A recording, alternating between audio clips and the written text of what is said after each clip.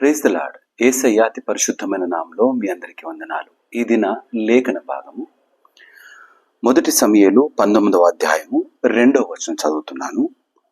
సౌలు కుమారుడైన యోనాతాను దావీదు యందు బహు ఇష్టము గలవాడయుండి దావీదుతో ఇట్లనెను, నా తండ్రి అయిన సౌలు నిన్ను చంపవలెనన్న ప్రయత్నము మీద నున్నాడు. కాబట్టి నీవు ఉదయమున జాగ్రత్త పడి రహస్యమైన స్థలమందు దాగియుండుము. ఒక చక్కని స్నేహితుల మధ్యలో ఉన్న ఈ బంధము గూర్చి ఎంత బాగుందో కదా. ఈ యొక్క మాటలో యోనాతాను ఎవరు?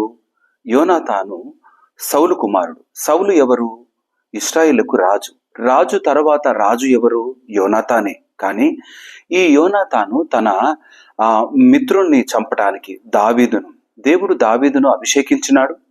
దావీదుకు రాజు కావలసిన గుణలక్షణాలన్నింటినీ దేవుడు అనుగ్రహించినాడు. కానీ సౌలు చంపటానికి ప్రయత్నం చేస్తున్నప్పుడు తప్పించుకోవడానికి ఎవరు సహాయం చేస్తున్నారు? రాజు కావలసిన యోనాతానే సహాయం చేస్తున్నాడు. చాలాసార్లు స్నేహ బంధం చాలా గొప్పది. ఈ స్నేహ బంధంలో ఎదుటి వారి తప్పును సైతము ఒప్పుకోగలిగిన మనసు ఉంటేనే వారు నిజమైన స్నేహితులు అవుతారు. ఎవరు ఎన్ని చెప్పినా, ఏ మాటలు చెప్పినా ఒకసారి స్నేహ బంధంలో కలిసినప్పుడు ఇక ఆ బంధం ఏ విధంగా ఉంటుంది అనంటే, నీ ప్రక్కన ఎవరు వచ్చి నిన్ను హెచ్చించి నీ స్నేహితుని తగ్గించినా ఆ స్థితిని ఎప్పుడు కూడా ఇష్టపడము. ఎందుకంటే నా స్నేహితుడేంటో నాకు బాగా తెలుసు అనే మాట చెబుతాం. యోనాతాను తండ్రి తన స్నేహితుని చంపడానికి ప్రయత్నం చేస్తున్నా తనకు మాత్రం సహాయం చేస్తున్నాడు. దావీదుకు చక్కటి సహాయం చేస్తున్నాడు తనము తప్పించుకోవడానికి. అయితే ఈ యొక్క ముందు వచ్చిన అధ్యాయంలోకి వస్తే 18వ అధ్యాయంలో ఈ యొక్క మాట చదువుతున్నాను. మొదటి వచనము, దావీదు సౌలుతో మాట్లాడట చాలించినప్పుడు యోనాతాను హృదయము దావీదు హృదయముతో కలిసిపోయాను. యోనాతాను దావీదు తనకు ప్రాణ స్నేహితునిగా భావించుకొని అతన్ని ప్రేమించెను. ప్రాణ స్నేహితునిగా భావించిన వాడిని ఏమాత్రం ఆపదల్లోకి పోకుండా తప్పించటానికి యోనాతాను ప్రయత్నం చేస్తున్నాడు. అటువంటి స్నేహితులు ఈ దినాలలో మనకున్నారా?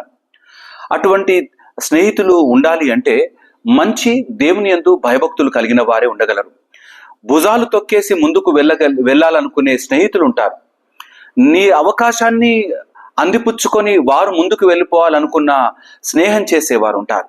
కానీ స్నేహ బంధంలో నువ్వు ఎప్పుడు ఎవరిని కూడా తిరస్కరించవు. కొన్నిసార్లు కొందరు స్నేహితులు కలిసి ఏదైనా వ్యాపారం కానీ ప్రారంభించినప్పుడు ఆ కలిసి వెళ్తున్న ప్రయాణంలో మొట్టమొదటిగా ప్రారంభమయ్యేది నష్టాలే. ఆ నష్టాల గుండా వెళుతూ ఉన్నప్పుడు ఏ బంధువు, ఏ స్నేహితుడు రాడు. కానీ వారు కొంచెముగా మెట్టుగా పైకి ఎదుగుతూ ఉన్నప్పుడు అప్పుడు ప్రారంభమవుతారు. నేను బంధువునని, నేను స్నేహితునని వచ్చి వారు చేసే పనులు ఏంటి అంటే ఇతరుల పైన, ఎదుటి స్నేహితుని పైన కొండెములు చెబుతారు. నువ్వే బాగా చేస్తావు, నువ్వే బాగా పని చేస్తావు, కాబట్టి లాభాలన్నీ వాళ్ళు తీసుకుంటున్నారు, లాభాలన్నీ నీ స్నేహితుడు తీసుకుంటున్నాడు అంటూ వైరము కలిగించి దూరపరచడానికి ప్రయత్నం చేస్తారు. అయితే ఆ సమయంలో ఒకవేళ మనము మన స్నేహితుని పైన ఆధారపడ్డ వారంగా కాకుండా చెబుతున్న మాటల పైన మన చెవినిస్తే మాత్రము నష్టపోతాం. కాబట్టి ఏదైనా ముఖాముఖిగా తేల్చుకోగలిగిన స్థితి ఆ స్నేహితునితో ఉంటుంది. నువ్వు ఇట్లా చేశావంట కదా అంటూ మాట్లాడి సరి చేసుకోగలగాలి. లేకపోతే ఆ స్నేహ బంధాలు విరిగిపోతాయి. ఒక్కసారి విరిగిపోయిన స్నేహ బంధం మళ్ళీ కలవడం సాధ్యమయ్యే పని కాదు. ఇది ఈ లోకంలో ఈ శరీరంతో ఉన్న వారముగా మనం మాట్లాడితే, మరి ఆ యేసయ్య ప్రియ స్నేహితునిగా మన దగ్గరికి వచ్చినాడు. ఆయన ఎటువంటి వాడంటే ఎన్నిసార్లు మనం ఆయనతో బంధాన్ని తెంపుకున్నా, విరిచేసుకున్నా, ఆయన కాదన్నా, అపవాదితో చేరి ఆయన రక్షణను మనము హేళన చేసిన ఆయన మాత్రం మనల్ని విడవక తోడుగా ఉన్నాడు. ఈ నిజ స్నేహితుణ్ణి, ఈ ప్రాణ స్నేహితుణ్ణి మనం ఏ విధంగా విడిచిపెట్టగలం? దయచేసి ఆ యేసయ్యతో కలిగి కొనసాగుదామా? ప్రాణం పెట్టగలిగిన ఈ స్నేహితుడు యేసయ్యే. ఈ లోకంలో ఇంకా ఏ స్నేహం కూడా యేసయ్య ముందు పనికి రానే రాదు.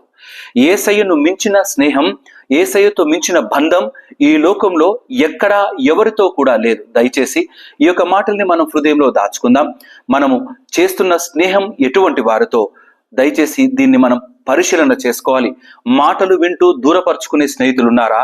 అయితే అపవాది మనల్ని ఎన్నోసార్లు మాటలు చెప్పి యేసయ్య నుండి దూరపరుస్తాడు. ఈ స్నేహ బంధాన్ని తెంపడానికి ప్రయత్నం చేస్తాడు. కానీ మనం అటువంటి స్థితిలో కాకుండా యేసయ్య మనకు బోధించిన మాటలు, యేసయ్య మనకు చూపించిన ప్రేమ, యేసయ్య మనకు కలువరి శిలువలో మన కొరకి బలియాగమైన ఆ యొక్క శ్రమను జ్ఞాపకం చేసుకొని ఆయన ఎంత మంచి స్నేహితుడో ఆయనతో కలిగి జతకట్టి ఈ జీవిత ప్రయాణానంతా కొనసాగుదాం. దేవుడి మాటలు దీవించి ఆశీర్వదించును గాక. తల వంచుదామా, ప్రార్థన చేసుకుందాం.